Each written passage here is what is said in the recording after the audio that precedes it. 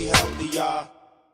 We're going to talk about bending from the waist, or what might be known as hip hinging to some people. A lot of times when people come in and I give them a movement assessment, I realize that their common way of bending, and it's mainly an American thing, is to just naturally bend from the spine, where we want to be able to bend as much as we can from the waist before we have to bend from the spine to help protect long-term spinal health.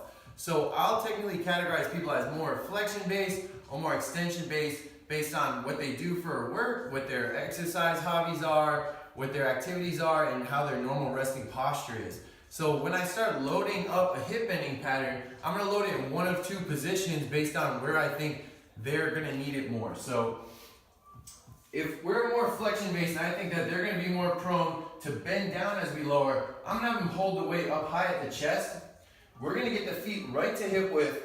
You're going to initiate by softening the knees just to unlock them, and that's all the knee bend we're going to want here. Now I'm going to think about actively pushing my butt back as if there was a wall behind me I was trying to reach, while keeping my spine as long as possible.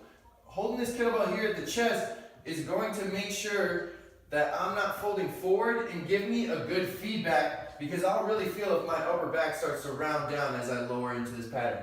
Whereas if we're more extension based, we might want to crank up too high holding it there. So I'll have you hold the weight here between the legs. So same exact mechanic though. Soft knee, push, push, push the hips back as far as we can control the spine. Drive back through, soft knee, push, push, push back, and then drive back through nice and tall. Making sure at the top that we're finishing with the hips and not finishing by excessively pushing the back forward.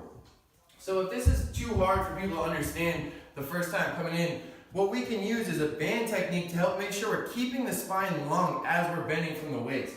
So what we'll do is step on either side of the band, get a little bit of tension on the band, and press out simultaneously while we're bending from the hips.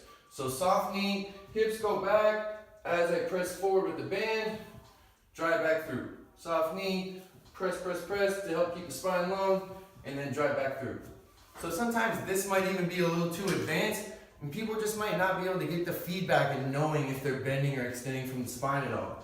So if that's the case, we can use a couple of different techniques using a stick.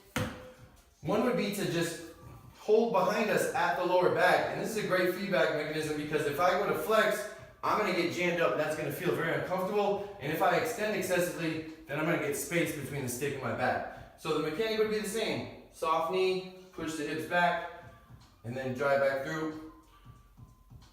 Or we can use the stick for 3 points of contact, holding it behind the neck and at the lower back, trying to keep the upper back, the butt, and the head on the stick. Soft knee, push the hips back.